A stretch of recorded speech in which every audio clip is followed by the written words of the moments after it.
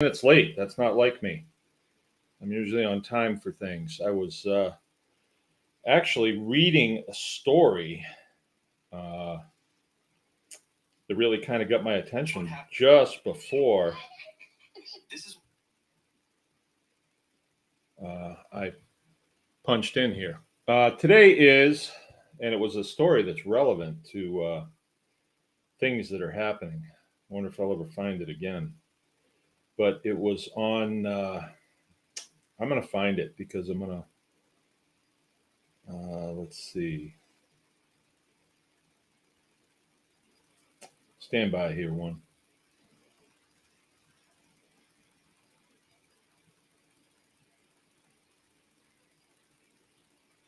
Things look different. Raw milk producers. Okay. Yeah, here it is right here. If you are, okay, well, let me get started. Today is, I don't even know what date today is.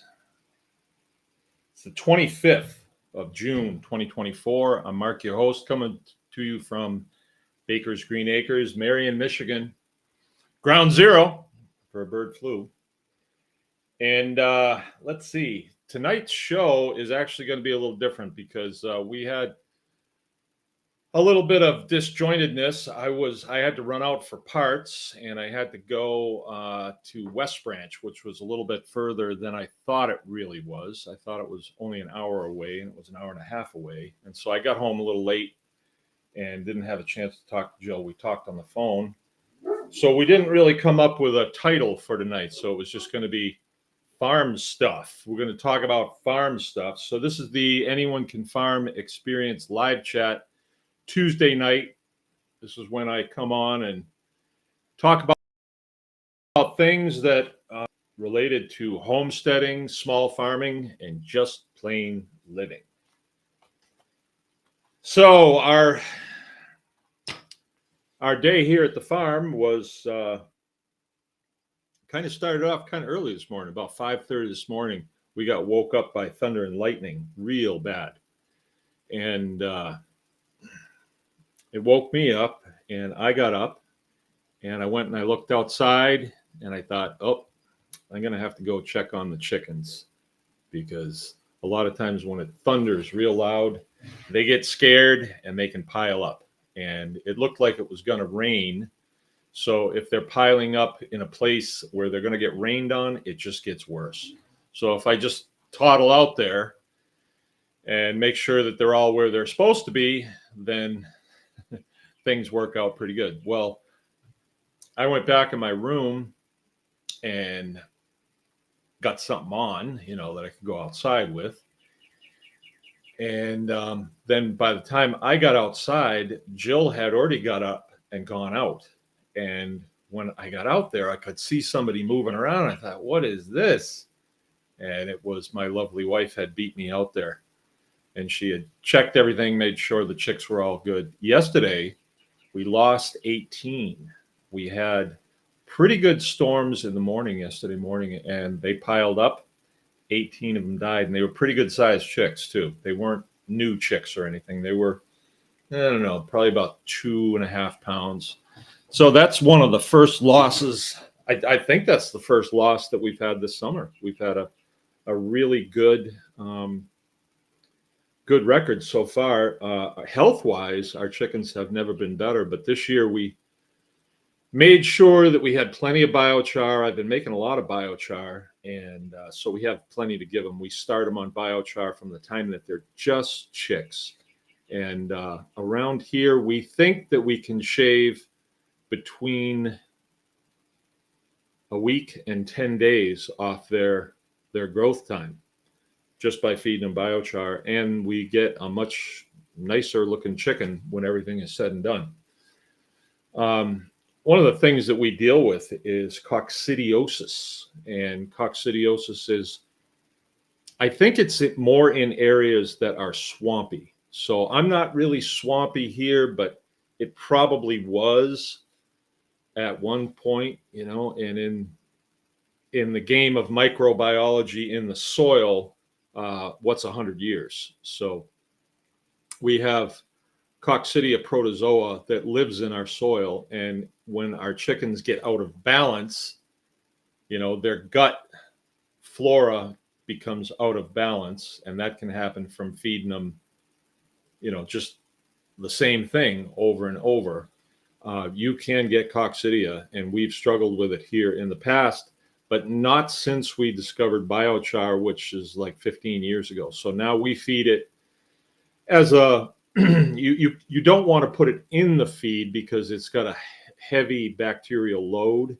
We actually make the biochar, then we grind it, and then we inoculate it with a barnyard kombucha, which is proprietary information, so I can't really share that. But we do sell that biochar. It's available on our website, bakersgreenacres.com, if you need it for your chickens. It's real inexpensive, and it really does a good job. I mean, if you're going to eat the chickens that you're growing, do you really want to be putting, like chemical antimicrobial in their water, to bring them around? I don't, because then I know I'm going to be taking that into me, and I don't want to do that. And I don't want to put it in my kids or my customers. So biochar has been a real force multiplier around here. We give it to all the animals. We give it to the milk cows. I am not giving it to my beef cows right now, just because I don't give them any grain, so it's hard to get it to them. Our milk cows, they get about a pound of sweet feed, and that's not much. It's like a half a coffee can full of sweet feed, and that's just to entice them to come in. It just gives them a little treat to come in, and then we'll put the biochar right on top of that, and they just eat right through it. So, and it has a really good effect on them. Their production's good and their health is good, and when they manure that out, it makes this nice little pile of heavily inoculated manure that enhances the growth of the soil and therefore the growth of the forage that comes out of it. So all in all, it's a very good thing. I think that I would always recommend to make that part of your protocol on your homestead if you can. And you can. So anyway, that was where the day started, and then we had some pickup work to do. We are going to be pouring concrete in our milk house, or creamery, sometimes they call it that, but it's adjacent to the milk parlor where we milk the cows, and then the milk goes over into there to be cooled and processed, and it's just a few steps from the milk parlor. So we're putting new concrete down in there and put some drains in so we can hose the floor down and all that stuff. And the drains were a really big project. We have those done, and now we're just leveling the gravel and stuff on the floor. There was a lot of broken concrete in there, and I'll be ordering the concrete towards the end of the week. We're ready to do it, and I'm really glad about that. I'm thinking about milking cows a lot these days. All right, maybe this is what we can talk about. It's right there on my mind all the time because it's such a cool process that you can do on the homestead. And wouldn't you know, at the same time, we have the emergence of bird flu. And bird flu, don't you know, it manifests itself in raw milk, right? But, if you cook the milk and change the composition of it, then the powers that be, or the powers that shouldn't be, are claiming that, the bird flu takes care of it, right? And up till now, they're doing all the preliminary work to roll this out, and it's hard to believe, but they're using the same protocol as they used with the Wu flu. And now many people saw through the Wu flu early on and just said, well, you guys can do what you want, but we're going to continue our lives the way they are. We're not going to let these windy stories, change the way we are going to run our lives. Of course, we live in the country, and it was a lot easier to do that. And the way our lifestyle has been constructed by us, we built this. We can do that. We can kind of check out from what's going on in the world to a large degree and just press on with our work. And looking back on it, that is a sound strategy for dealing with, I would call it the parasite class. Again, the parasite class. And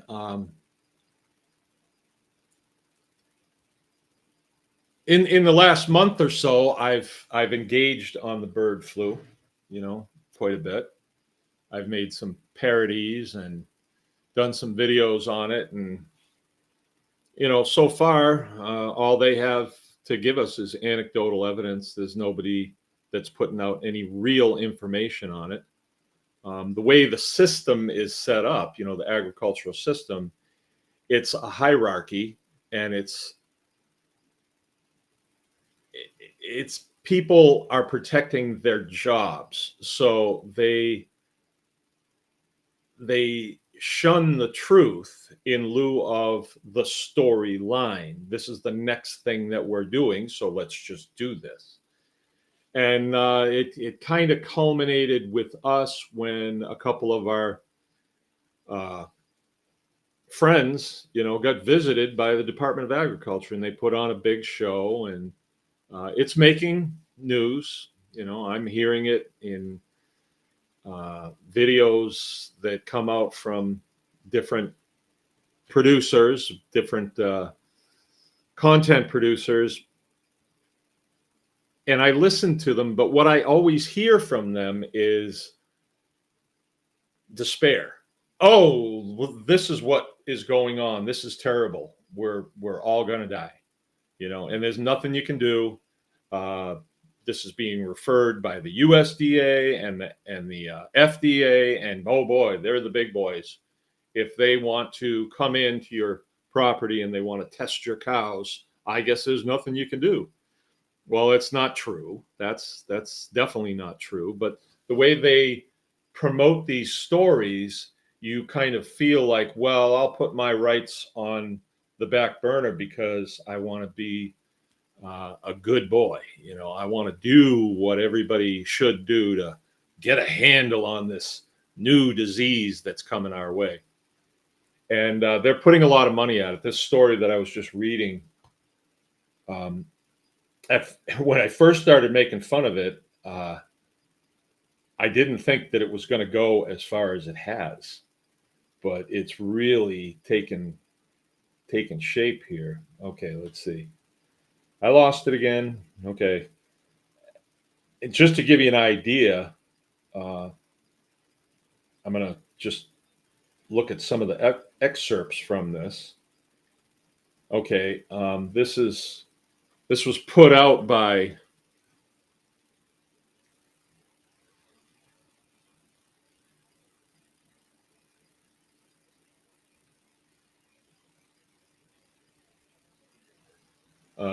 this is on Raw Milk Producers of America. It's a Facebook site.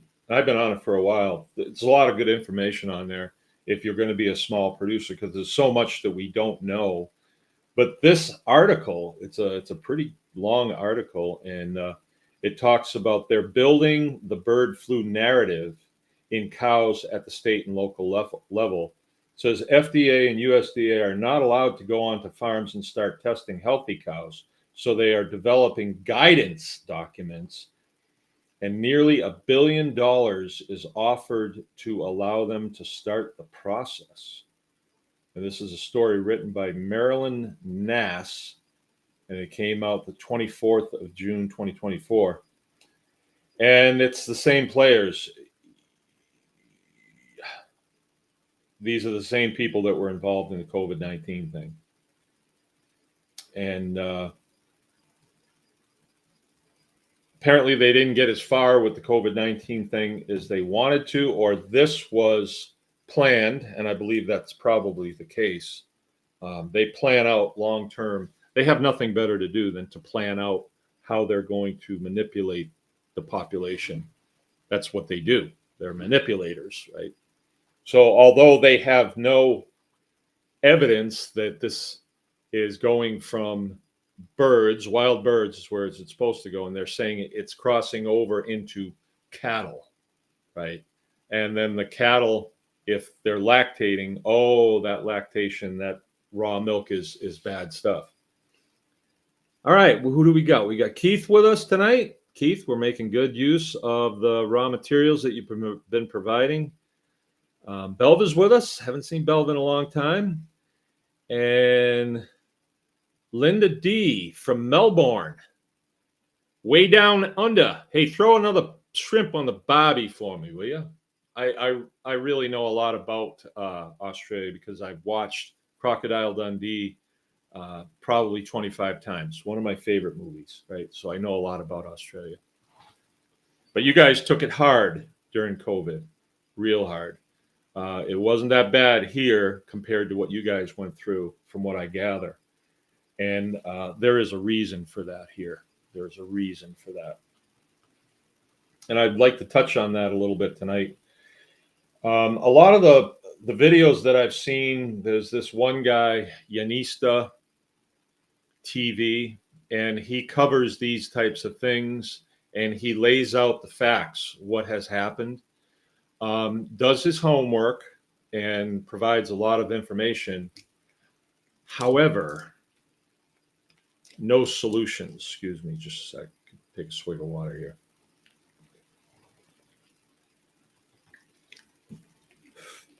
And whenever I listen to somebody giving commentary on the bird flu, I'm not really looking for an antidote to the bird flu, because at my gut level, I don't believe it. I just don't believe it. I didn't believe COVID. I still don't. I still don't. And people will say, well, my grandmother died from that. Yeah, people did die, but it seems like it was the protocol that got them. It didn't seem like it was the actual virus, if there is such a thing. I don't know. I mean, should we still be questioning at this point? It seems like more people had problems when they took the antidote, which I was not going to touch, because it seemed as though they came up with a problem. They pushed the problem out and got everybody's reaction out of it. A lot of the sheeple people got scared, and then they came out with the fix. And I thought all along, what they really want to do is give you the fix. And the jury's still out on that. Like, what are we going to see more problems come from that fix? I hope not. But it seems like every day we're hearing new information. And I listened to it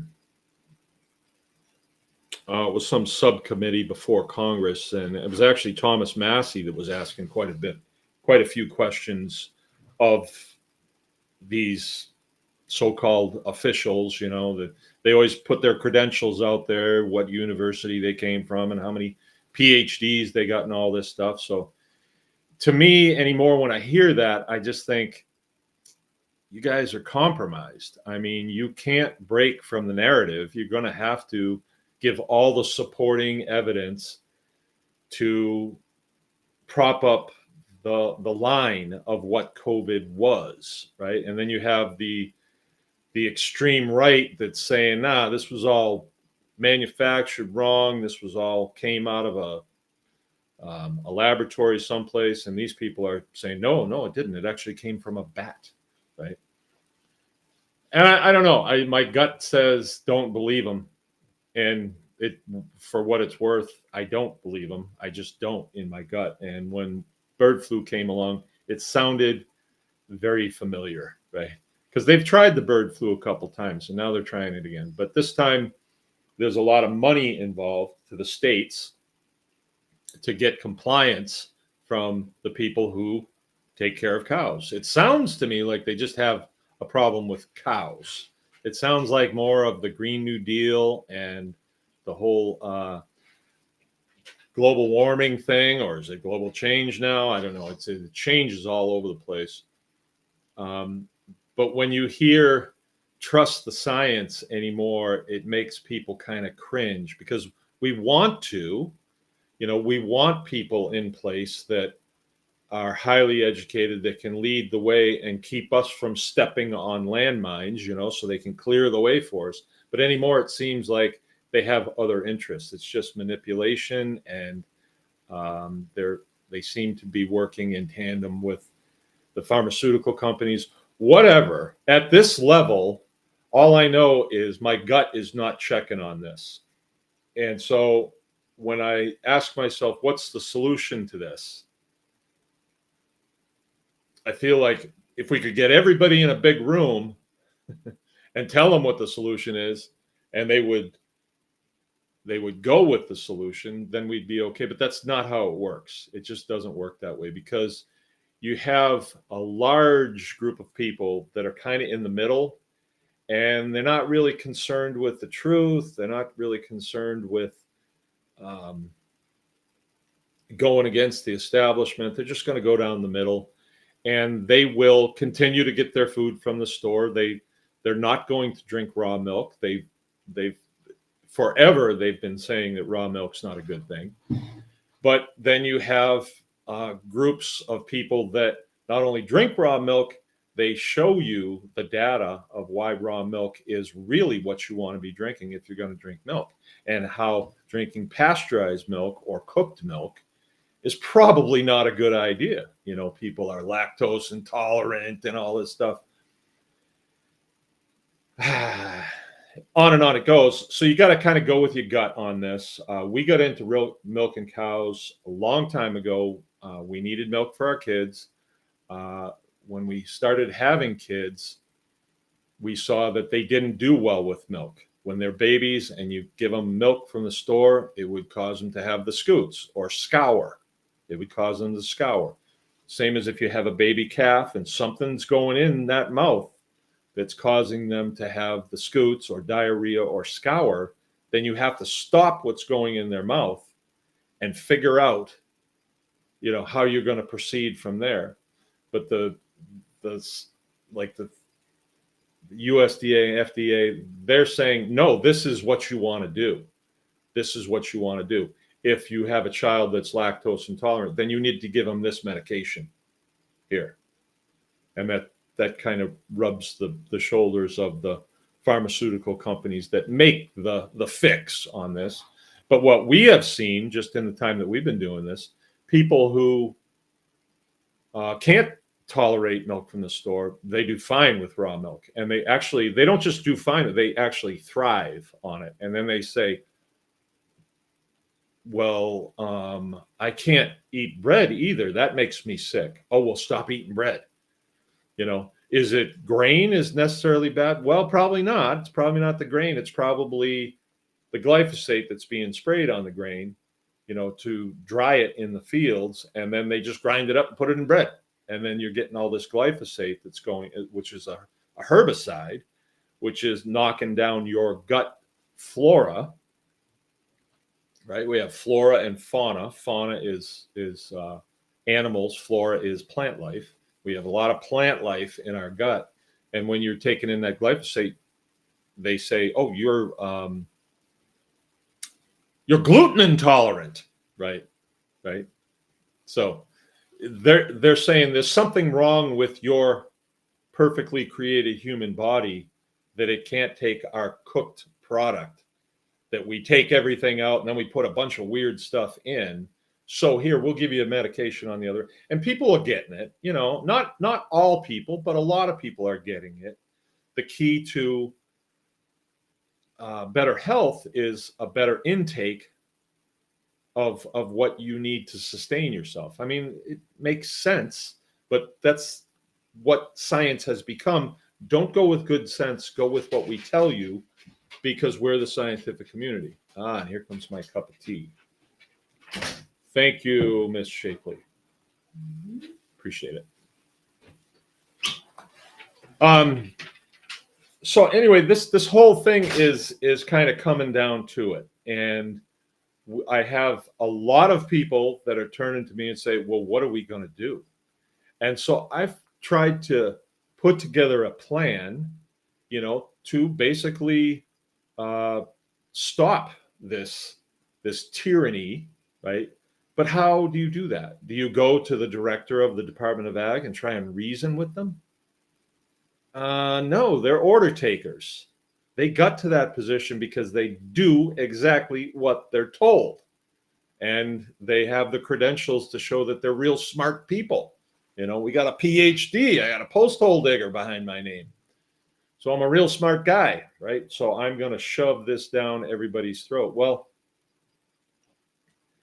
they have problems trying to get that done. Their organization is not exactly a top-notch organization, so they're going to have some problems doing it. And I think what they're doing is they're appealing to the population, like they did with the Wu flu. Rachel Maddow every night on TV was telling, this is how many people died, and this is a pandemic of the unvaccinated. They're going to play that on you. So, oh, you're drinking rum. Oh, you're one of them. Or one of them. You probably walk barefoot around. There's something wrong with you. A tree hugger or something like that. And so this can be a good thing because for a lot of years there, the community split, the farm community. You had a bunch of libs on one side and a lot of conservative Christians on the other side.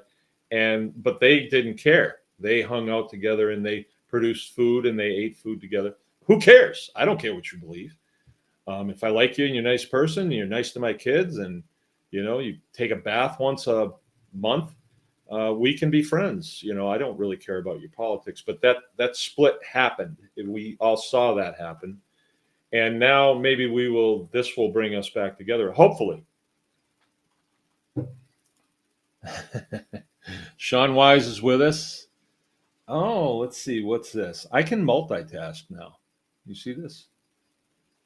Emily says, I haven't had raw milk. I'm not against it, but we only have beef cows. Well, if you don't have milk cows on your farm, then you're one of them. You're one of them. Pretty soon they might be wanting you to test your beef cows to see if they have bird flu because they're outside and exposed to wild birds. They might say all your beef cows have to come inside. No, I'm just pulling your leg. You really need to have raw milk. Raw milk is a gift. It is a gift to humanity from God. It really is. I mean, I know a person personally. This is where I kind of picked this trail up. This is a long time ago. Her name is Kristen Canty. She was actually the one that produced that movie, Farmageddon. This is a long time ago. I got to know her.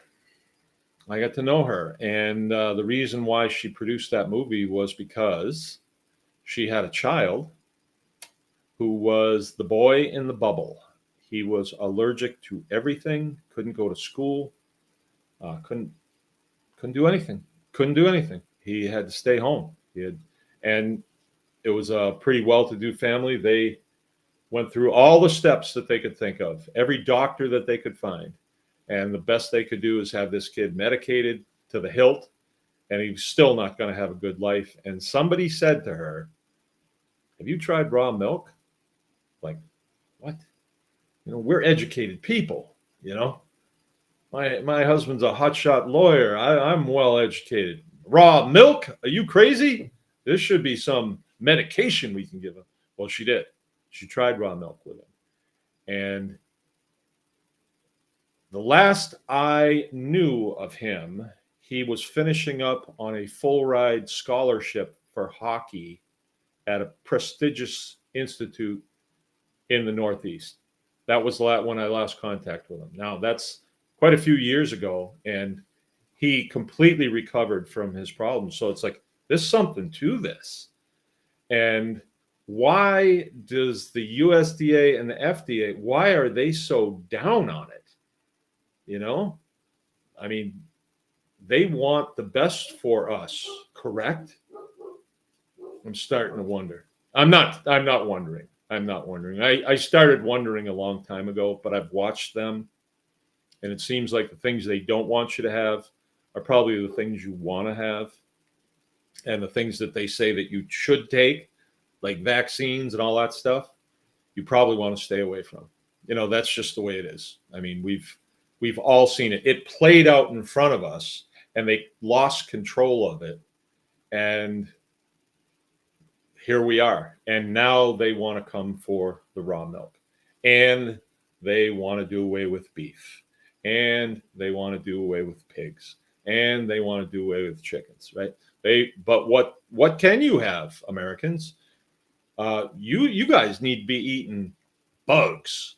Yeah, we can grow bugs, and then we'll grind them up in a flour. You'll get your protein. Yeah, it won't taste good, but we can put some chemicals in it, like Doritos. We make it taste like anything you want. You want Doritos? You can have anything you want, so long as it's bugs, but not beef. Can't have a hamburger anymore. That's the direction they're going. I mean, you guys should know that by now. So anyway, we have a problem. We can't stop the machine from its gears turning, right? There's a lot of dollars behind it. There's a lot of taxpayer dollars. There's a lot of make-believe money behind it. We're dealing with that as well. We're heading towards a monetary crisis. We've been there for a long time. So it could be that all this just goes away because there's nobody to pay the salaries of the people to press it. It could just go away. It could, but maybe it won't. And okay, what we've seen so far is we've seen them show up on a couple of farms, and one of them, they're friends of ours. And so we got the straight poop from them right away.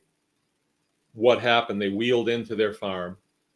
They got out of their car, sprayed the tires off, with some compound. We still don't know what it is.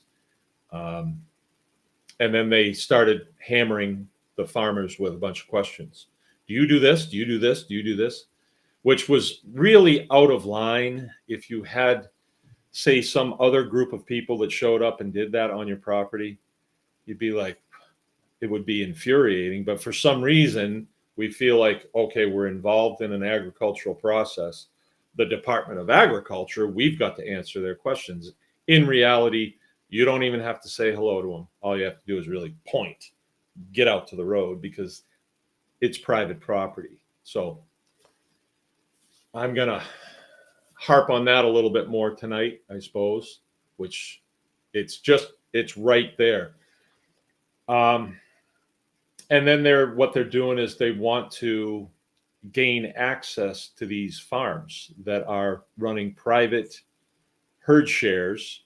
So they milk cows, and then they are selling the milk to their friends and family, all protected under the United States Constitution, the Fifth Amendment to the U.S. Constitution, which reads, your life, your liberty, and your property is protected under the due process of law. So for them to just come on private property without any kind of due process at all is really rude. It's not lawful, and you have every right to tell them to get off, because what you have to know right now, according to this article and many like it, they are looking for data. They want to find a cow and then get a sample of that milk, and then they'll send it to their own laboratories, and what do you know? We've found our cow. And then what do they do from there? You've got an infected cow, and they've got all of this data about the bird flu and how it's highly pathogenic and all these $10 words that they like to throw in. And then they're going to pressure farms to stop milking cows or depopulate their cows. They will do that. That's their goal. Right? It isn't the health of the human being. If the Food and Drug Administration was concerned with our health, Mountain Dew probably wouldn't be on the shelf, but it is. Jack Daniels probably wouldn't be on the shelf. On and on and on, these products go that are on the shelf. They make a lot of money. They pay their dues, though, right? Where the raw milk producer, I don't pay anybody. The grass grows because the rain falls and the sunlight hits it. I don't pay for that. The cows eat the grass. The cows have a calf. I milk the cows. We cool it, we put it in bottles, and there is a waiting list of people who want that. desperately want that because their children cannot tolerate the stuff from the stores, and their children have health problems. And they believe, and I believe, that those health problems can be mitigated by drinking raw milk. So you'd think that they just stay in their lane and leave us alone, but that's not how the parasite mind works. They want control of everybody because they got to eat too. So instead of them working and producing something and then selling that product or working for somebody that makes a product and they make their paycheck honestly, they have to engage in nefarious means to make up stories and then use their willing accomplices in the media to promote the stories, to get everybody scared, and then they manipulate the market with that whole thing. I mean, if you're just seeing this, then welcome. But I've been watching this for 20 years here. And probably before that, when I was still active duty, I was watching the same thing. They used fear. They'd create a problem and then pump up everybody's fear and say, well, what's the fix on this? Oh, we need to go to war. We need to go bomb the snot out of people who don't even know why we're dropping bombs on them, right? That's the fix. Now, who benefits from that? The manufacturers of all the equipment, hardware, all that stuff. I was part of that. I wasn't manufacturing, but I was part of the thing, and I'm not part of that anymore. And then I get into this and I see the same thing is kind of here too in agriculture. They come up with a problem. They're always looking for a problem instead of just leaving people alone. There's too many of them working at those agencies, Department of Agriculture, too many people there, they should all go get jobs. But, I can tell you what the fix is on this for the individual. That's about all I can do. I can't say, okay, we all need to get together and go to the state capitol and we'll, spray manure all over the roads down there and that'll fix it. That won't fix it. That's what they want you to do. They want you to seem unreasonable and irrational and mean and all those things. Meanwhile, we have our businesses to run. So I had a thing happen this morning. I made a video about it. I put it on the tribe. And farming is an emotional business. It is. Because the task at hand for the day is, well, the cows have to come up. They have to come in. They have to be fed. They have to be washed down. They have to be milked. And all this has to happen. And if any one little part of that is not done properly or close to it, you can have a problem. And so it's a daily big bite that we take as farmers in the career field that we've chosen.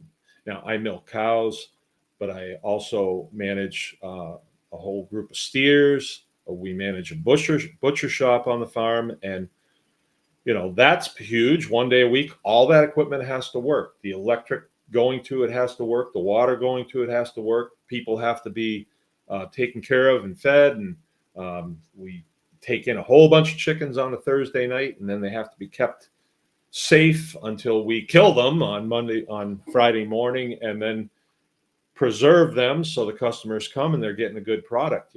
It's a big bite, and we've been doing this for a while, and it's not as emotional, but it still is emotional. So when I made that video this morning, I was kind of like, this is so wrong what these people are doing. It is so wrong. And you want to scream, right? But that's not going to do any good. You maybe want to make a video and say, oh, poor me, this is terrible. Poor us. These guys are jerks. But that doesn't do any good either, right? You have to look for solutions. What works? First of all, what are we dealing with? What are we dealing with? What are the pieces that are on the board that we have to figure out how to come up with a solution. So there's a bunch of things, and they all come together. But it came together for me this morning. My son's sheep got out again this morning. They were out yesterday, and we had to round them up. And they go this way and this way and this way, and they get freak out. They're scared and everything. And I started to see it wasn't this morning that I realized this. Anytime I'm dealing with sheep, I realize that when people are talked about in the Bible, right, the great shepherd, the man from Nazareth, he refers to them as sheep. And he said, the Great Commission, he said, take care of my sheep. And now who's he talking to? Who's he talking to? Take care of my sheep and spread my word. Right? We'll leave spread my word out of this for now, but I think that's part of it. But why are human beings referred to as sheep? Why is that? That we weren't referred to as, chihuahuas or dogs or cows, because when you handle cows, they don't act like people. When you handle dogs, they don't act like people. But when you handle sheep, whoa, you see the similarities. You really do. They look to each other constantly like, do you know what's going on? Do you know what's going on? Right? They don't really, they kind of have like a herd mentality. And when one of them escapes, they all got to go. And then to get them back in, if one runs this way, they all run this way. So you want to reason with them and say, no, it's not safe for you out here. We want you to go in. But they, herding them can be a challenge. But when you learn how they are, you can herd them. But once you get them where they're supposed to be, they don't learn that we shouldn't do this again. They don't learn. So we've just gone through the Wu flu, and I would expect most of the people who are independent farmers and milking cows would say, fool me once. But what I'm actually seeing is some of the people that we've dealt with on this, that are producers that are looking to us for answers. We tell them, you want to do this, you want to do this, and you want to do this. That's what I've done. And there's a principle, I think it's the Stockholm syndrome. They're running back to their oppressors and saying, should we do this? It's funny. It's actually funny. Now, I didn't talk about it last week because I was extremely frustrated with it. And when I get frustrated with people, just like when I get frustrated with sheep, I want to take a stick to them. But I realized this morning that is the way it is, and it will always be that way. And the best thing to do, not all you can do, it's not like, well, I'm not operating from a position of despair that, unless President that was a Freudian slip, unless President Trump is elected, we're not going to have raw milk. That's not the answer, right? But there is an answer. And so, okay, what is the answer, and how do I explain this answer? How do I explain this to you? I'm a unique individual because I've had this same organization on me 10 years ago, or maybe it started 13 years ago or 14, saying you can no longer have pigs out on pasture because they can become feral. They can become feral.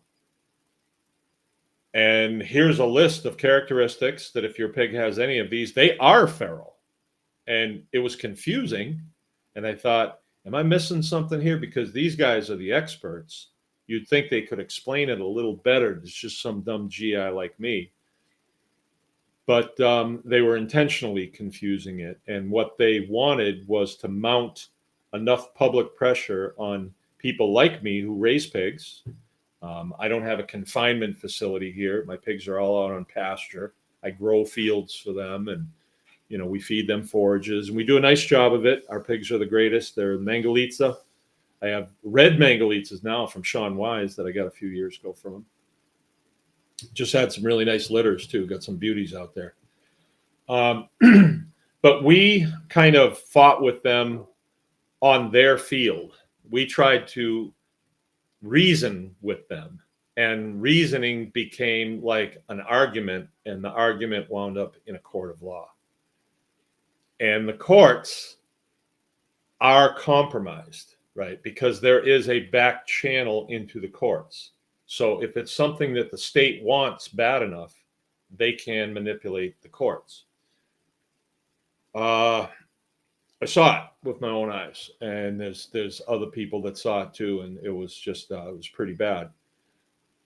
But the fix came when we took the advice of an old feller out from New England. I don't remember his name. I just know he's from New England, probably from Maine, from his accent. And he talked with me one time, and he really didn't have time to talk to me very long. A guy called me and says, "You need to call this guy." And so I did, and he was like, "Nah, I'm getting out of this. I don't want to really advise people anymore because they won't really do what I tell them to do." And I said, "Well, I will," because I was at a place where we were in rough shape. And he said to me that you need to write a letter to the Attorney General's office and ask the Attorney General, is the U.S. Constitution the supreme law of the land? And we did that. We actually had about 15 people that did it at the same time. And each time, the response came back kind of like kicking the dirt, saying, well, it is, but there was no buts. It is the supreme law of the land. See, there are axioms at place here, things that are unmovable. People in the engineering world know this. There are certain things you can't fudge. You just can't fudge. And the law in the United States at one time was like that. There was justice in this country because the law was a known constant. And they've done a good job of picking away at that. But one of the things that they haven't done is they haven't succeeded in a constitutional conference. They've wanted to do that. They want to change the U.S. Constitution. First Amendment. If you haven't looked at the Constitution, it's only about 4 pages, 5 pages, but the Bill of Rights is at the front of it. It's the first 10 amendments, and I recommend that you download that. This is written in Old English. You can get it in just regular script. But it's 1 page. I recommend that you read it. It's solid as can be. If it were not, the First Amendment says that I have the right to free speech. Now, I've said a lot of things right up till this point that if I did not have the right to free speech, then I would have to go along with the bird flu narrative, because not going along with that narrative could result in actions against me. My sheriff could show up here saying, "Hey, I heard you were talking down on the bird flu. Don't do that." Well, he's not even going to engage on me. I have the right to free speech. I have the right. It's in the Bill of Rights, the U.S. Constitution. If that Bill of Rights is no good, then I guess he would be here. The Second Amendment is pretty clear. The rights of the citizens to own and bear arms shall not be infringed. Shall not. What? Why is that? Because we have to have a balance of powers. Like the parasite class, they have their own little army, and they'll use them against us. But that doesn't work out good if we're armed, right? See, so it balances things out. And we have the right to free speech. So they give their narrative about the bird flu with all their $10 words. But I'm able to sit here and say, you know what, I think it's a load of you know what. And you don't know them, and you know what they did during the COVID-19 debacle. So you're probably more likely to believe someone besides them. So that's why the right to free speech is so important. The right to own and bear is very important. Otherwise, your door could get kicked down in the middle of the night if they just want to come in and see what's in the fridge or in your wife's underwear drawer, right? They could do that, but they don't.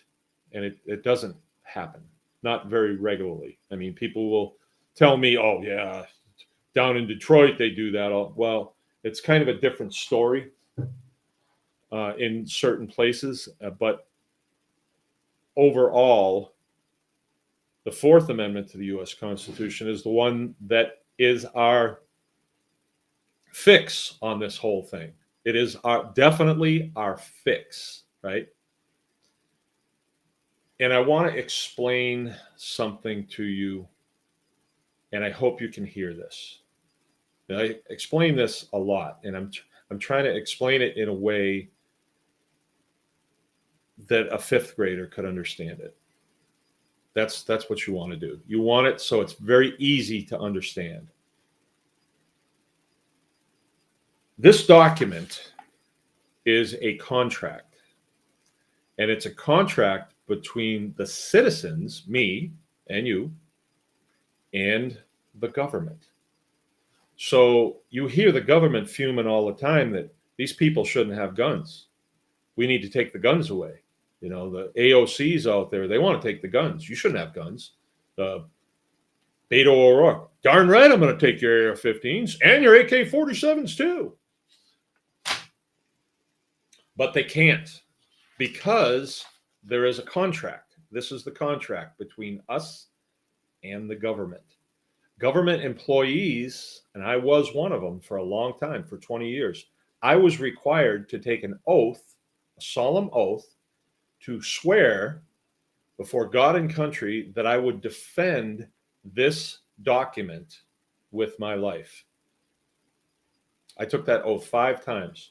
And, you know, honestly, I'd never read it. I knew some of it, right? Knew some of it. Like in the military, you don't have the right to free speech because you're working for a different outfit. You're under Uniform Code of Military Justice. Once you join, you do give up a lot of your constitutional rights, but you do that for a reason, and you know why you're doing it. And I'm not disparaging that at all, but the original contract that we have with our county employees and our state employees and the federal employees is this contract right here. And this lays in between us. They can't violate this. If you were to read this, the Fourth Amendment says they can't come on your property without a warrant or an invitation. You're safe on your property in your personal effects, in your papers, all of that. They can't just come in and take your phone from you or take your computer or go through your files. They can't do that. They'd like to, a lot of them, but they can't. So this is, and the Fifth Amendment is another one that really helps us as farmers quite a bit. It says that our life, our liberty, and our property is protected under the due process of law. That word law is very important. I did not say the due process of regulation. I did not say the due process of rule or mandate or order. Like our government are our servants. So they're a little off when they issue an order to me. If I had a servant here, do they get to tell me, you know, somebody that's hired here to serve me in a certain capacity, like maybe take care of the kids or, you know, cook or do a little cleaning here and there? Do they get to tell me what time to go to bed? No, obviously not. So where does our government get off with ordering us to do anything? No, we conduct ourselves as American citizens in the United States of America, representative republic, governed by a constitution. We conduct ourselves per the law, right? And the law is something that we've all agreed on. Now, they didn't really poll me when they were kicking around the idea of should uh, armed robbery be against the law. That was way before my time. But my forefathers said, yeah, definitely. That should. Nobody thinks that should be okay. That's not okay. So there is a law, and a law has to be a bill, and the bill goes through a bunch of committees, and then it goes to the House, and then it goes to the Senate, and then it's signed into law at either the state level or the federal level by either the governor or the president, respectively. And in effect, we've all agreed to it, right? Now, you may be a little rogue thinking that, well, I don't think that's a good law. Well, then you get with your representative and you voice your concerns. And if you have enough backing on that, those laws can be changed. At one point in the United States, the procurement, the use, and the sale of alcohol was prohibited. It was prohibited under law, right? And it was like that for a long time, and then they reversed it, right? So it changed. So if the AOCs of this world wants to take our firearms from us, I guess they could put a bill before Congress and see where that goes. It ain't going nowhere, because we know from our history that if we are armed, we are citizens. If we are disarmed, we are subjects.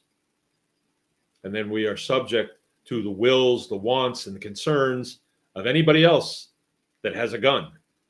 That's just the way it is. Right? So this contract is the original contract.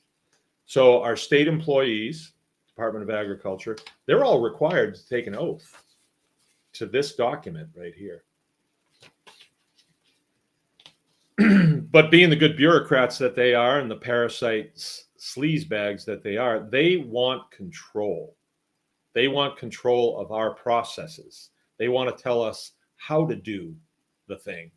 They want to tell us how to farm, when to farm, who to farm, all that stuff. That's their dream, of being in control of the workers, be in control instead of being one or being a business owner. They don't want to do that. That's a little too hard for them. You all know the type, don't you? You know the type. I think for a while there, I thought that I would be one of those, and I didn't like the idea of that at all. So what they do to preempt this contract is they create another contract and they lay it over the top of it. The only problem with that they have is they have to get you to sign on the dotted line. They have to get you to do that. They can't force you to do it. Like, I run a farm here. I have no licenses. And at one time I had several licenses that I paid. And I thought, well, it's the thing to do. I'm licensed by the state. Well, I got to scratch my head on that one, because I would have to pay them money every year. And I would get this little piece of paper in the mail that was about this big. And it was my license. And it said on it, "Display proudly." I'm not kidding. It said that. And then the first year I displayed it. But I wasn't too proud of that for some reason. My gut was telling me something's wrong here. They come here, they tell me I got to do a bunch of stuff, which I did, easy stuff like screens on the windows, a 3-compartment sink to wash dishes in, a hand washing sink that's separate. I thought that was beautiful. Stupid, but whatever.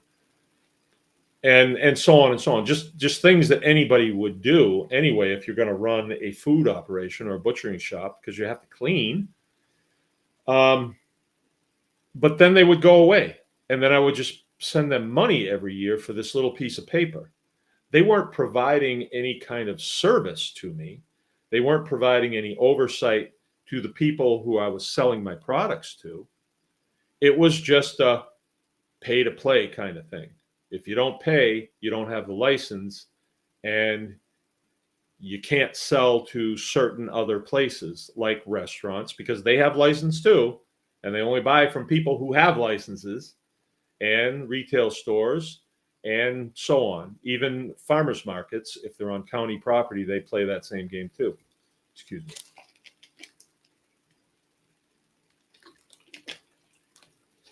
It was through a chain of events that I didn't want to do this anymore because I didn't want to partner with them anymore. They were so unreasonable, so unprofessional. A lot of it bothered me, you know, and I never said anything about it. But having to have these guys telling me what to do, and they didn't actually do what I do. They had just gone to university for 4 years and then got out, and they were magically an expert on everything. And they had no idea of what we do. They had never butchered, they weren't food prep people. They didn't know any of the stuff that we do, or how to farm out there in the wilds doing battle with the animals and all that. They didn't know anything about that. So didn't sit right with me. And a lot of them were weird. There was a lot of homosexuals. Right now, I don't necessarily have problems with them if they stay, but lately they've been pushing this agenda, and now they want to push it on our kids and stuff. And so there was a lot of them. There's a lot of them in the Department of Agriculture.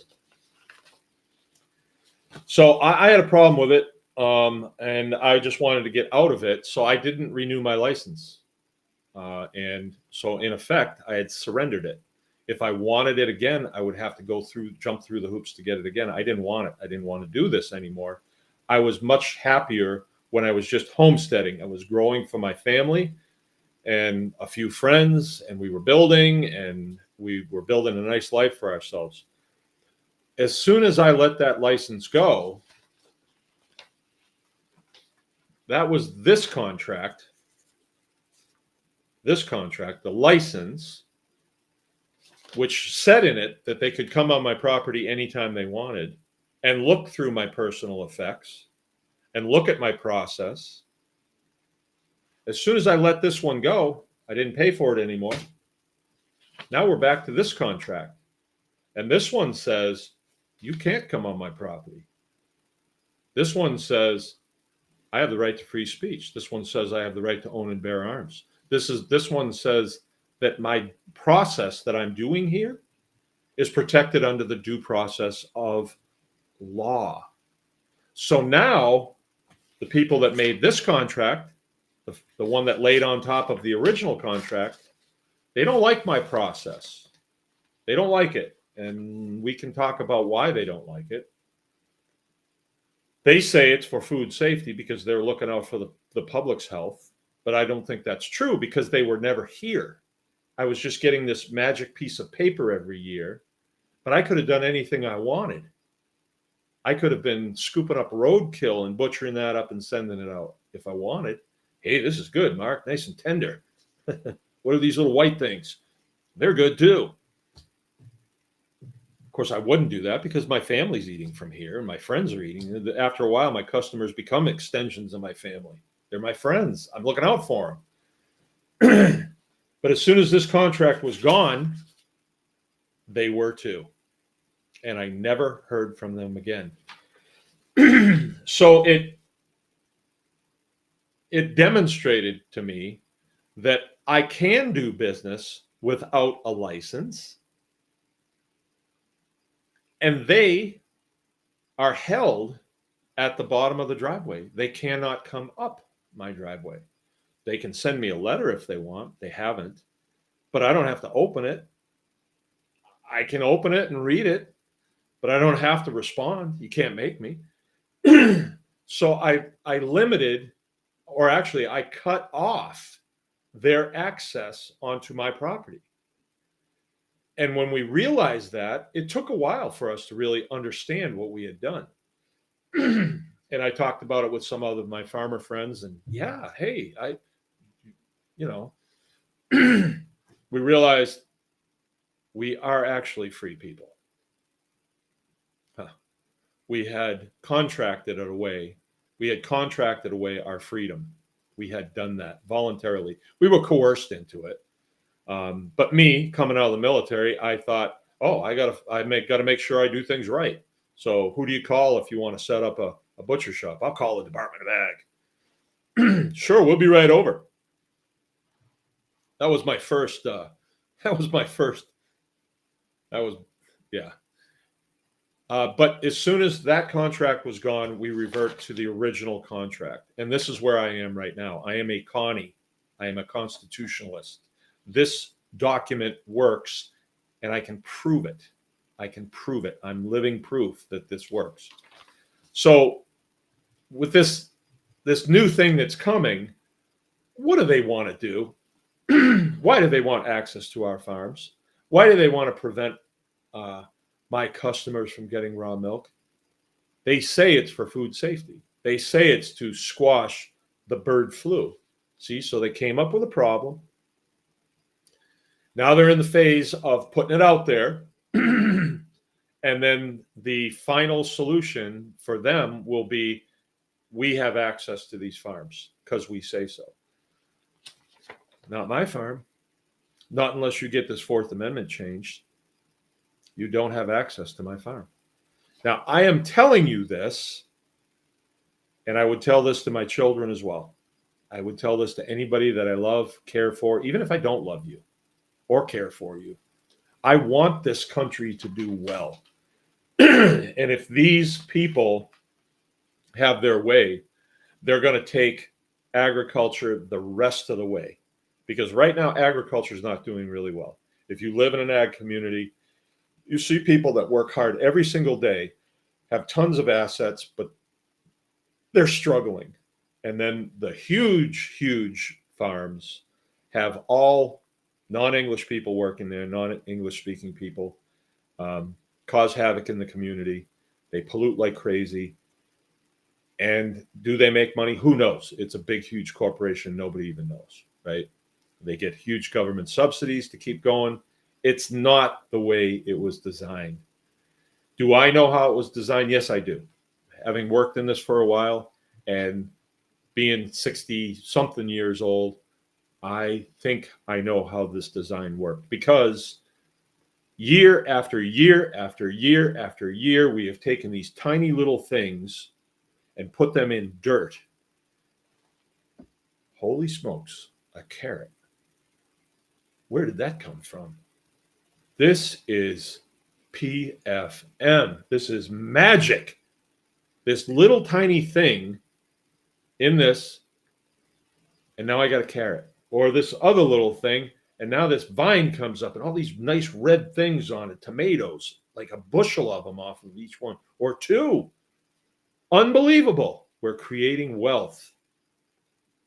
That was design. That was a design that something inside of me says, hey, do this. And I do it. And wow, that is magic, right? Or a calf being born, a brand new calf. And then that mother, that cow, she's got enough milk to feed that calf and my family. That's magic. That's beautiful. That's true. That's it. No, it's good, it's true, and it's beautiful. And who toddles along but these guys, and they say, yeah, but you got to do it our way. See, they're parasites. They want to get in between the human being that this creation was created for and the process. They want to get in the middle of it because they don't have any skills. They don't have that divine. I'm starting to believe they just don't have the divine spark to actually do the process. Because at first it didn't seem like a natural process to me, but now it is as natural as sitting under a shade tree. It's as natural as a baby coming out of my wife. It's just, I've done that. I've seen that. I've delivered babies with these hands, right? I've seen that. And this beautiful human being comes out, right? Divine, totally divine. But these people don't see it that way. They see it as an opportunity for them to parasite. And that's what they're doing. That is it. That's how I see it. That's what my gut tells me is going on here. And we don't have to stand for it. But the fix is not going to them and pleading for them to compromise, or pleading for them to just please leave us alone, and them saying, yeah, okay, we'll leave you alone until we don't want to leave you alone. No, the fix is here. And I believe that the Bill of Rights, when you read down through it, the freedom that comes in there does not come from the Bill of Rights. It's just enumerated in the Bill of Rights. Human beings were created to be free because our Creator wants to see us flourish and create and nurture and steward, all those things. He wants that. This is the original career field, right? Cain and Abel, if you look into that a little bit. So the fix is in your Bill of Rights. I'm not sure if all of you need to send a letter to our illustrious Attorney General, Dana Nessel. She's got a little problem herself, but if you did ask what if the U.S. Constitution is the supreme law of the land, she can't say no. She can't. She will say yes. And if you know that, and it's part of you, and you know it, yeah, I'm not saying you won't have some people show up at your farm or send you a letter or something, but you will stand on the truth that this is your right to farm, however you see fit. Now, it's about this point where somebody will say, well, does that mean I can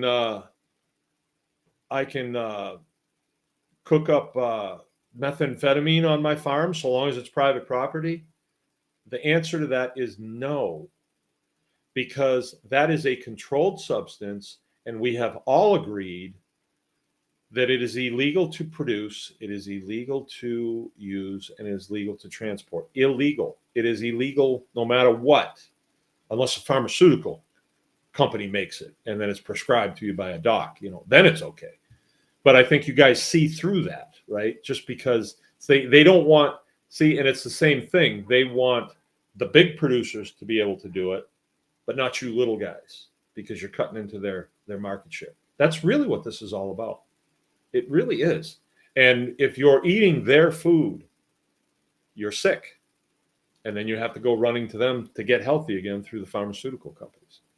See, so that's what's going on. It's more of the same, but the question is, how are you going to react to it? How are you going to do it?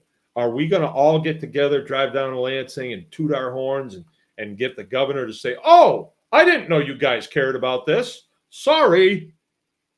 No, they're not going to. They're going to resist you. They're going to try and get you in situations where they can arrest you and drag you into a court of law and prolong it and just expend all of your resources on legal costs, right? That's what they'll do. I mean, because that's what they have. They're going to use what they have. If all you have is a hammer, everything's a nail, right? You've heard that? Well, they only have so many things that they can use. So in this story, for instance, they're actually admitting, yeah, we're USDA and FDA. We don't have any jurisdiction on private property. Well, then the question would be, does the Michigan Department of Agriculture or the Indiana Department of Agriculture, do they have jurisdiction on private property? The answer to that is no, unless they are in a contract with you.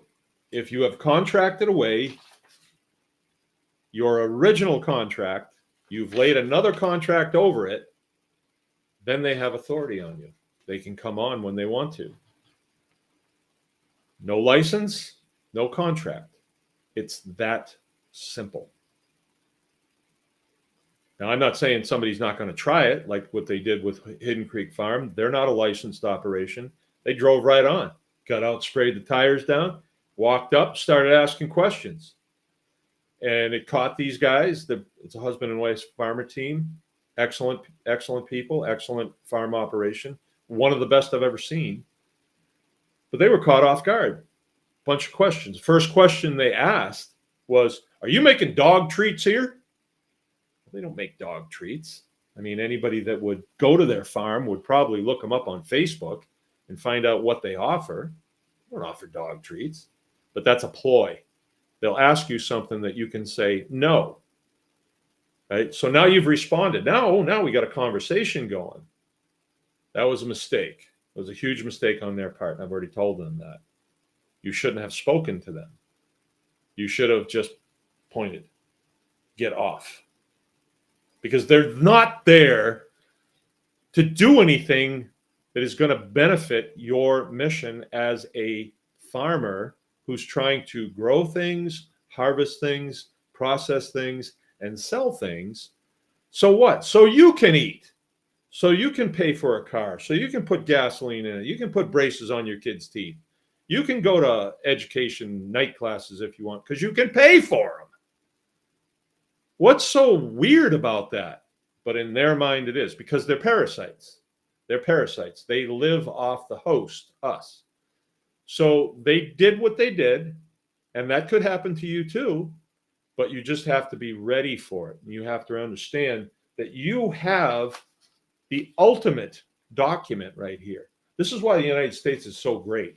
I know it looks like we're in decline, but it's ebb and flow. So there's an increase right now of people, young people like me, that are coming into farming because they're saying, that whole shtick that we were told about, the cubicle lifestyle and, being a money manager and all that stuff, it sucks.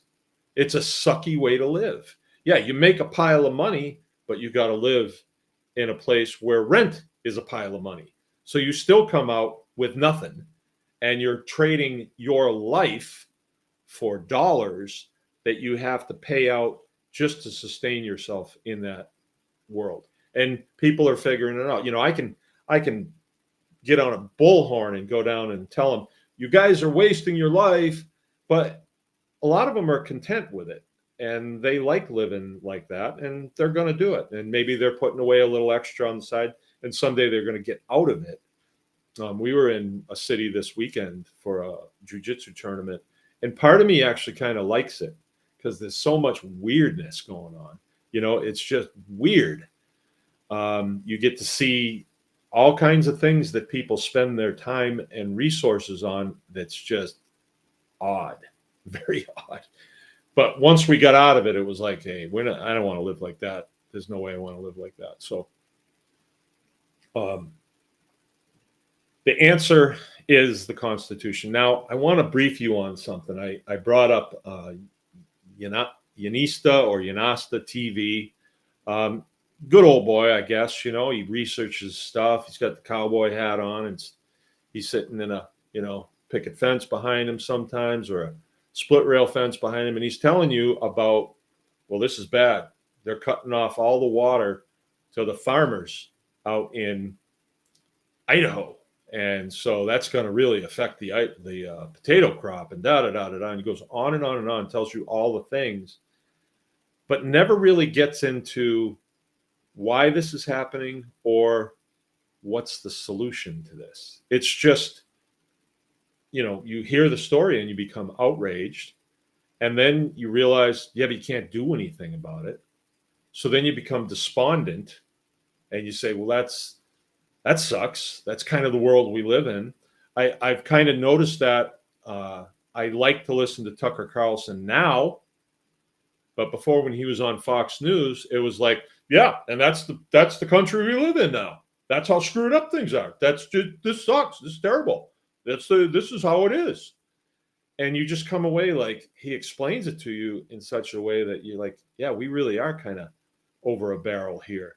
And the people that are doing it to us, it's them. It's them with the blue hair and the mixed up way of thinking. They want control of us. I'm just working my tail off just to make ends meet, But now that he's moved out of Fox News, he seems to be more into solutions. Right? How are we going to fix this? What are we going to do here? And I appreciate that. And that's all I want to listen to. I don't want to become despondent over it. The Yanasta TV, I'd love to talk to the guy because you've got this big platform. Why are you not talking about solutions here? Why? I don't know. Maybe he just doesn't know something. Maybe there's more views in despondency. Maybe there's more views in outrage. Maybe they say if it bleeds, it leads. Right? Well, news. Well, I don't watch the news anymore, but when I did, it was always the really gross stories that would get the headlines and stuff, and that doesn't really show America because they're very isolated incidents and they're in weird places and stuff. But there's a beautiful life for us as human beings. We just have to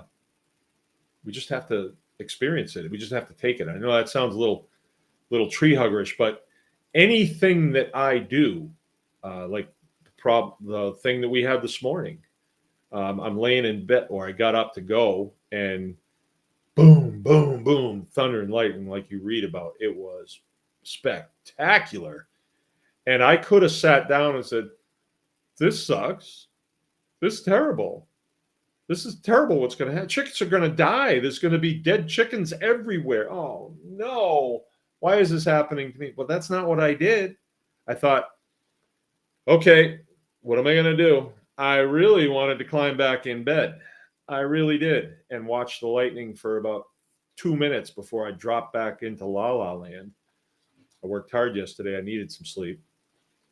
But that wasn't the solution to the problem. The solution was you're going to have to pull on a pair of jeans and a T-shirt, and you got to go out there, and it's raining cats and dogs, so maybe a raincoat. Hell with it. I just went. I made that decision and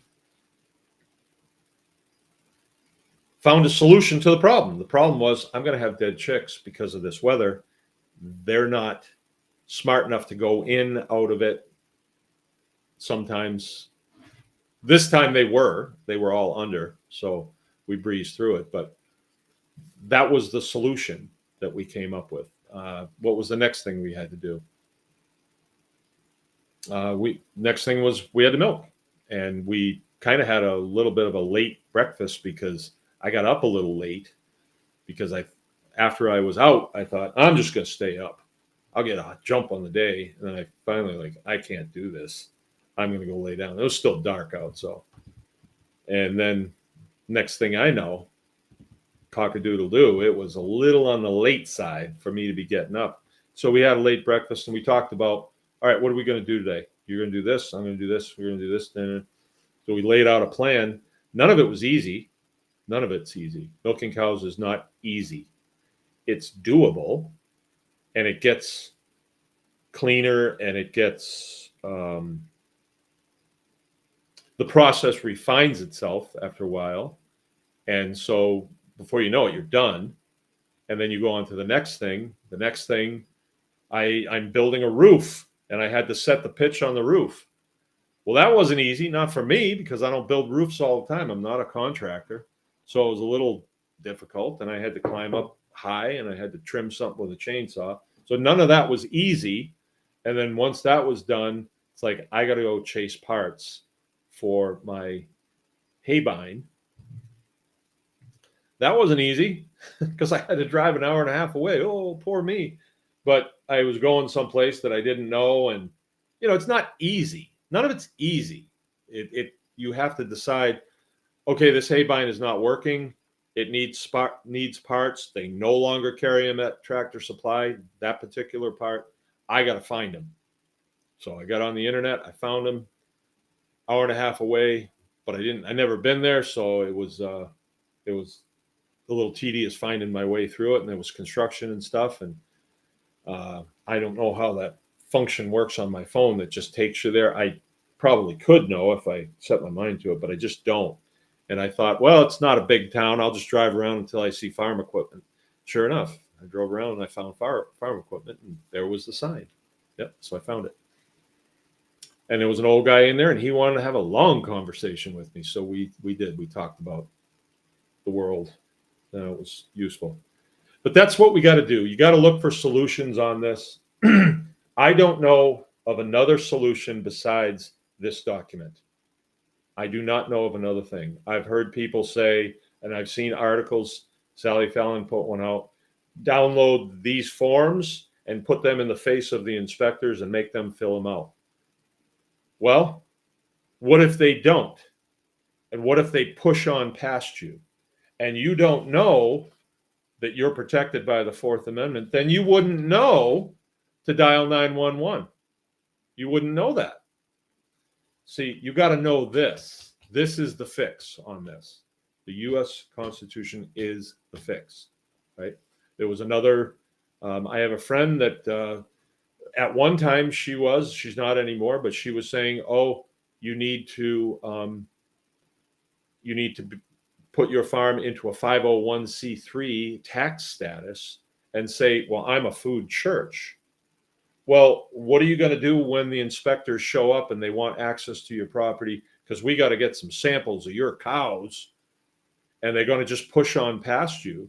And you say, no, but I'm a church. And they say, we don't care. We're atheists. We hate church. Well, how's that going to stop anybody from doing anything? Or what about changing? Now we're hearing, I hear this a lot. I have friends that are doing this. They're saying, oh, you become, a sovereign citizen, or you become a state national. I don't get it. All right. I do get this. And if the inspectors come again and they want to push past you and get a sample because bird flu, an emergency, and and let's say there's 10 of them, and you say, oh, I'm a sovereign citizen, they're going to be like, what the hell is that? What is that? How does that change anything? That doesn't have any power. Fourth Amendment does. Fourth Amendment says you got to have a warrant or an invitation from me to come on. So let's go to that one too while we're here. Let's talk about warrants. There's definitely different types of warrants, but the type of warrant we'd be talking about here would be a search warrant. A search warrant requires that a law enforcement officer goes to a judge and opines to the judge or tells the judge, this guy's breaking the law. He's breaking the law. He's doing something. He's manufacturing methamphetamine. And here's my evidence, judge. And the judge is going to be, do tell, son, because election's coming next month. And if I let you on this guy's property and there's some weirdness going on, that's coming back on me. So the law enforcement officer says, I saw this. I have testimony from the neighbors. This guy is manufacturing LSD, let's say. The judge is going to reluctantly say, okay, for the safety of the community, I'm going to issue a search warrant. Basically what he's doing, he's temporarily rescinding your Fourth Amendment. But he better be right. He better be right. Right? So they don't do that. I don't care what you hear. They don't just do that. When it's drugs and you have a record a mile long and the judge can see he's got priors, this, and this. But anything that you're doing on your farm should not be against the law. There is nothing that should be against the law. Milking a cow is not against the law. Having a cow is not against the law. Transporting a cow is not against the law. Having raw milk, not against the law. I say this a lot to kind of drive it home.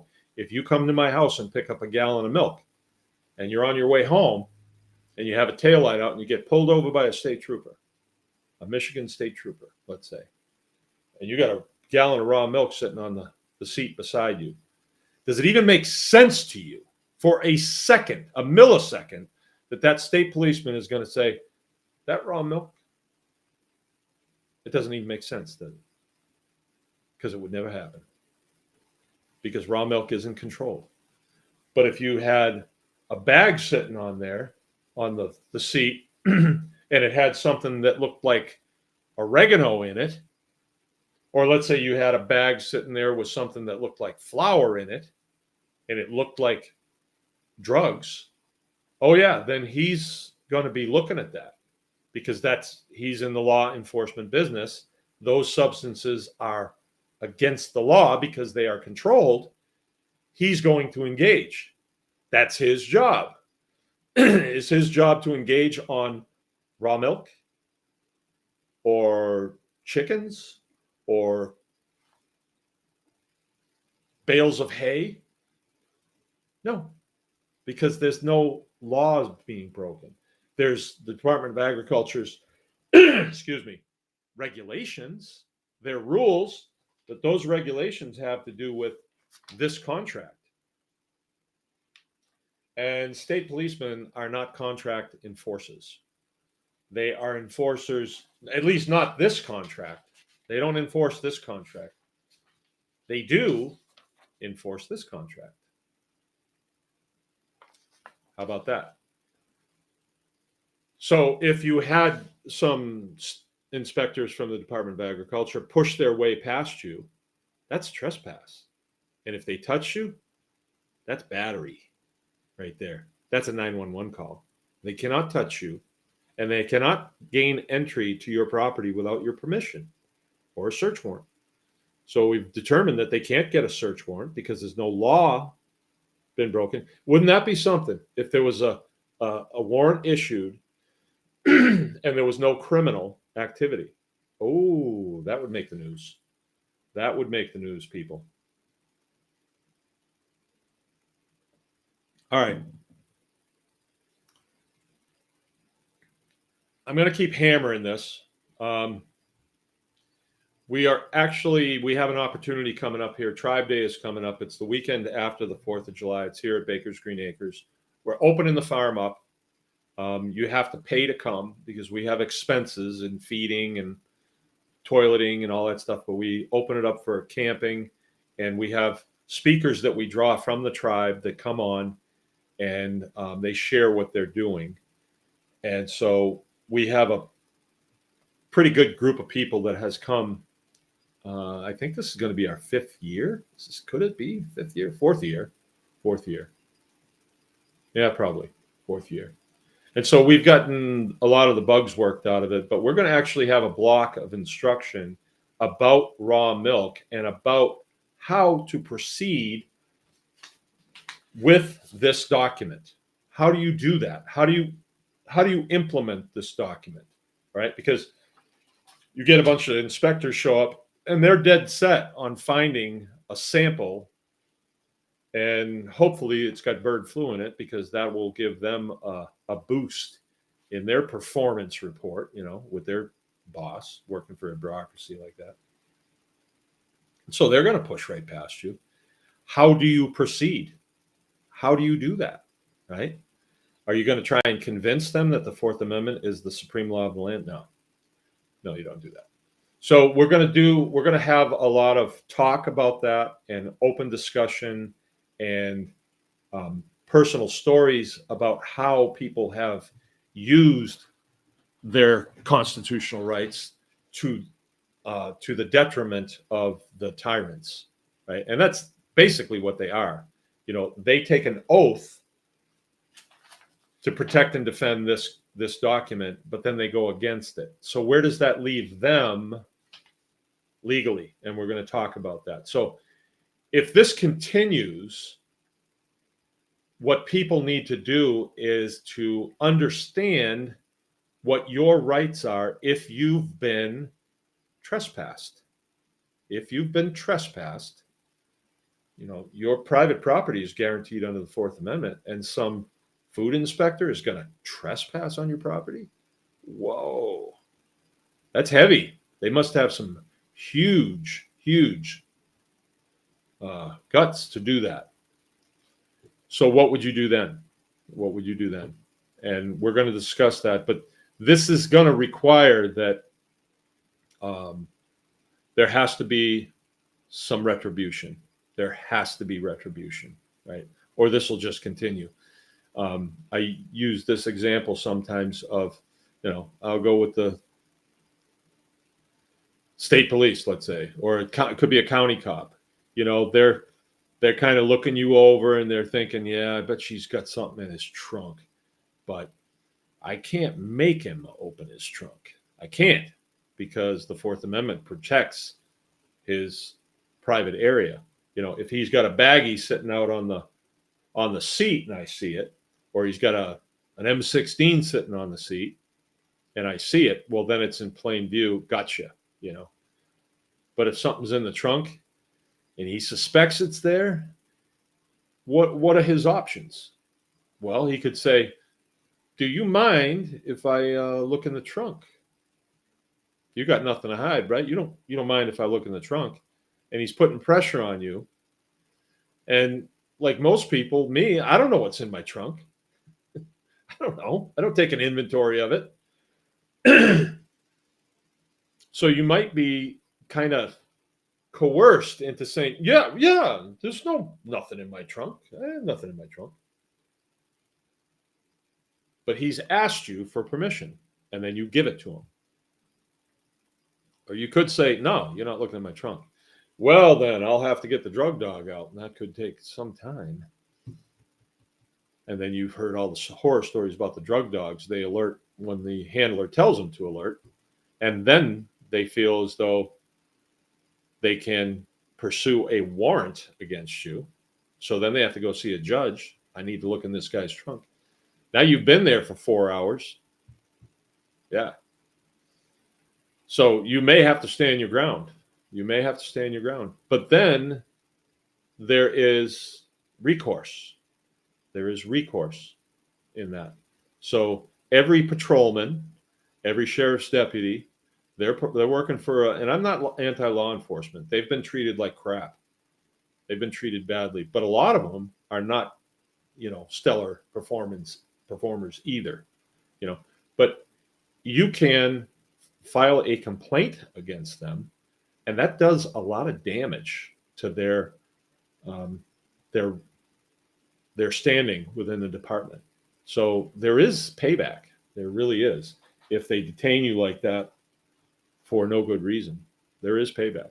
I mean, you might not think it's as good as you think it should be, but you never know. That guy might have 4 or 5 other complaints against him, and that's the one that tips it over, and the sheriff says, you're out of here. I'm firing you. You got to go find someplace else to work, or state police, because they operate on an integrity basis.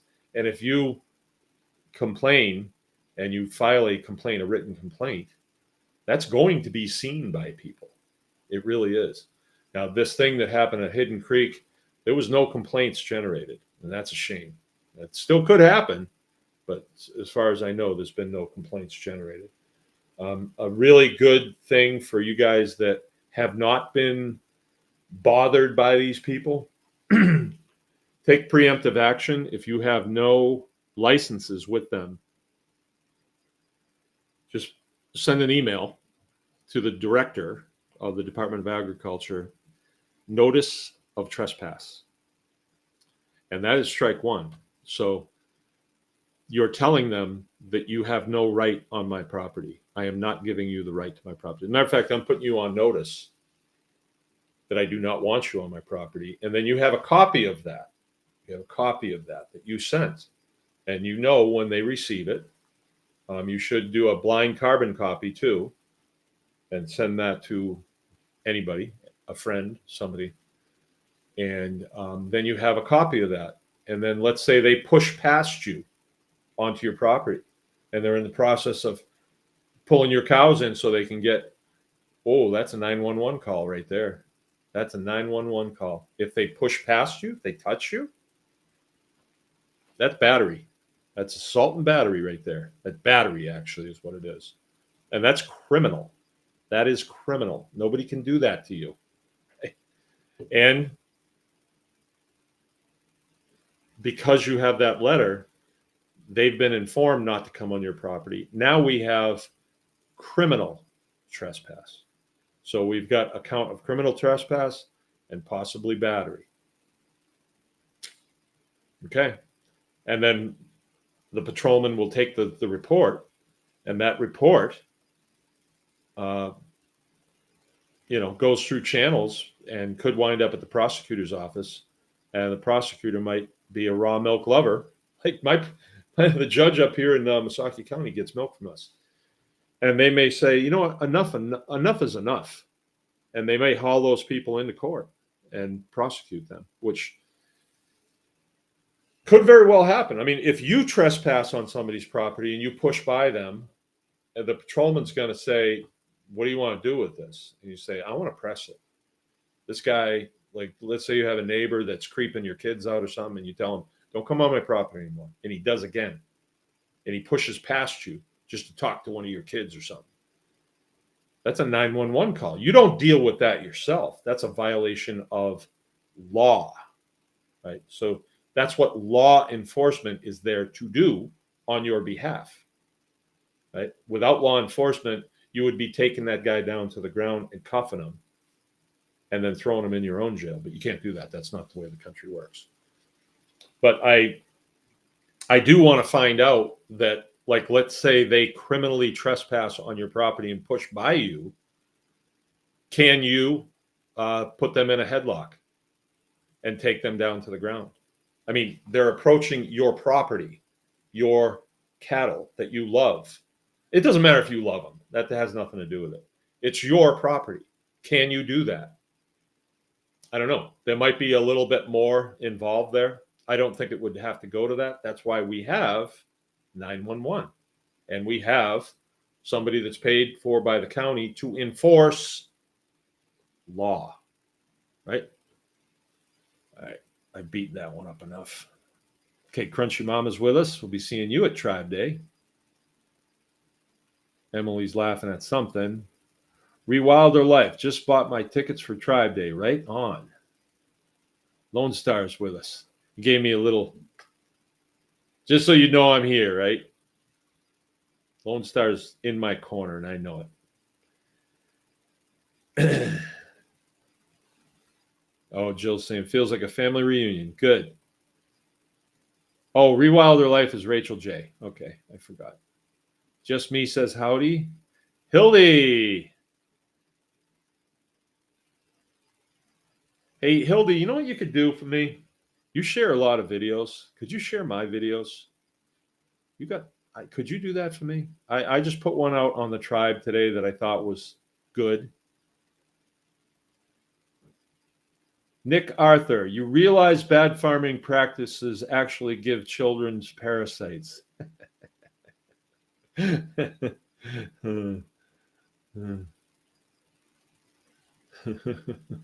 wonder who that is.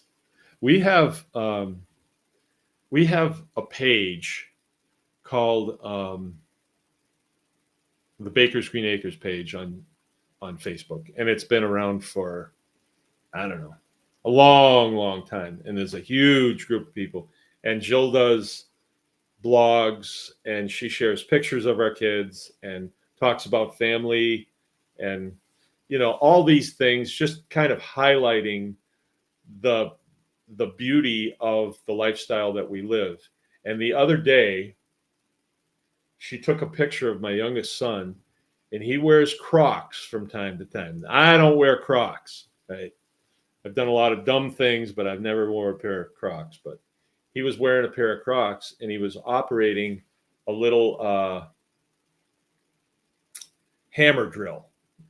We had built something and put some concrete, and it got in place where it didn't need to be. So he was breaking it out with this, and he had his Crocs on, and he's got really into it. And Jill got a picture of him. It was a really neat picture to see a 12-year-old kid, you know, with a power tool going to it, definitely determined. And that's the type of lifestyle that we lead. Our kids are top performers when they leave our home, right?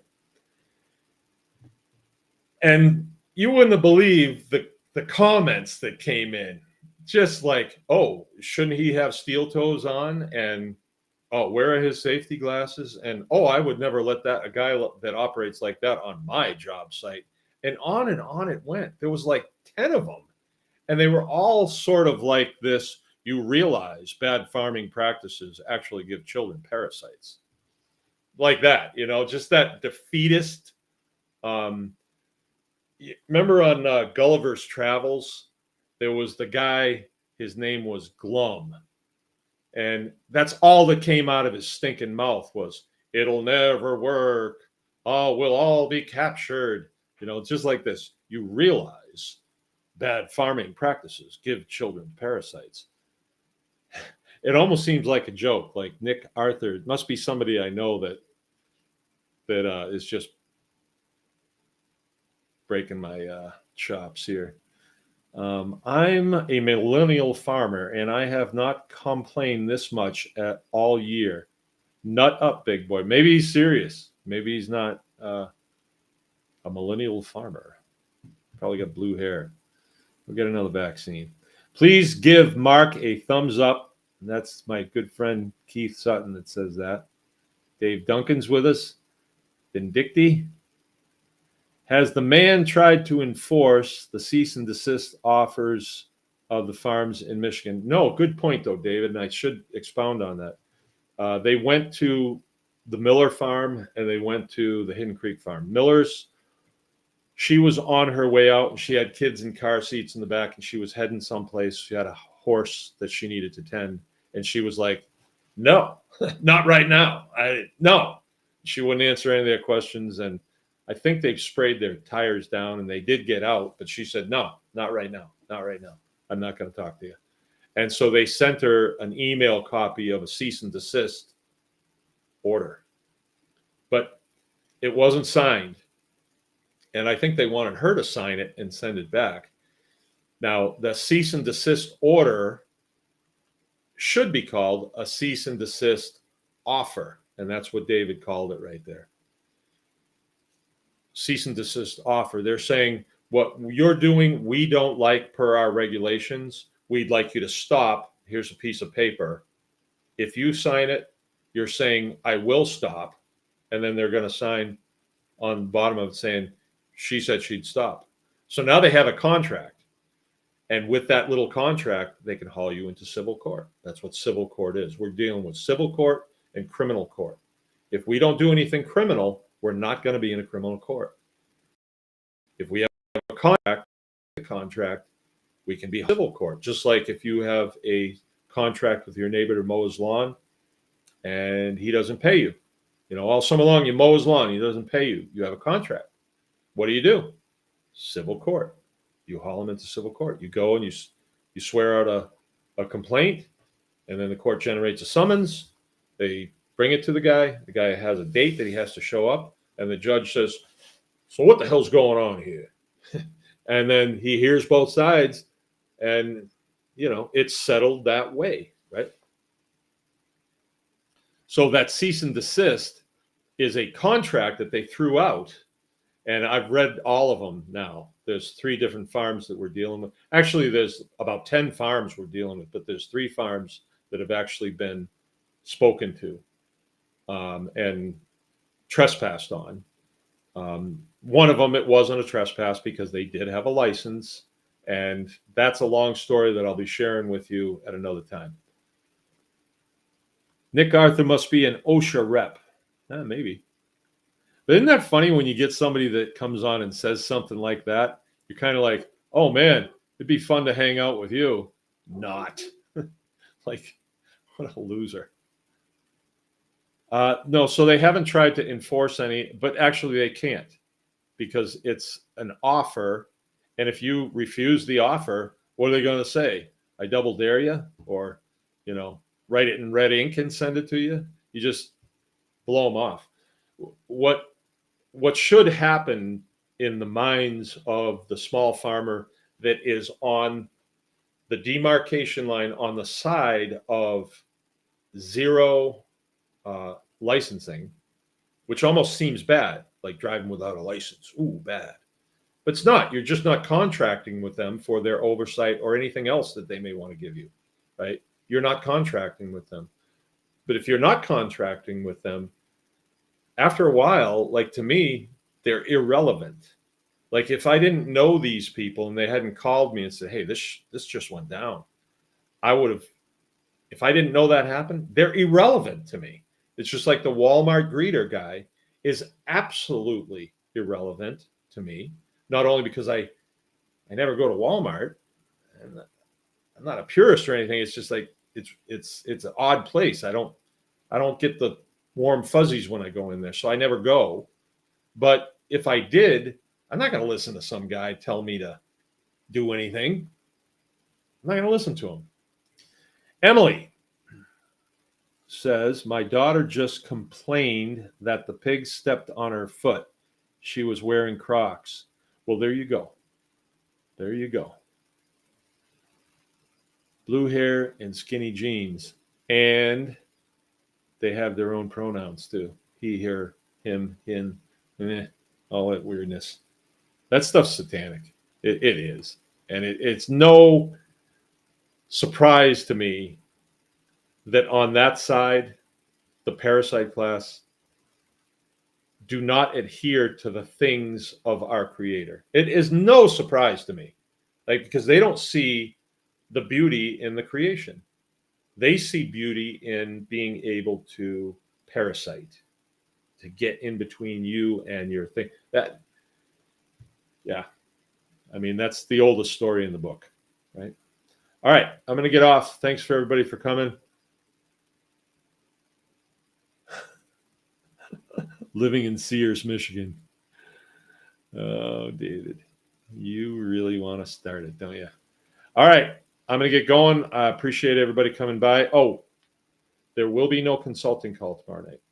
There will be no consulting call. We did one last Friday, and we just made the decision. We have a family situation that needs to be looked at tomorrow, and tomorrow's the night to do it. So we're going to put it off till maybe the next week, but the next week will be right before the 4th of July. So I don't know as people are going to want to on the 3rd of July, but we'll see.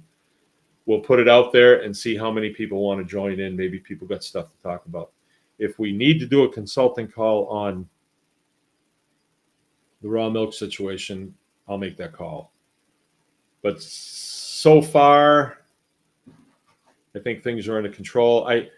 I would say to you all, if you can grasp this message, I look forward to the moves that, okay, this is what is called a tasking has come down from another agency.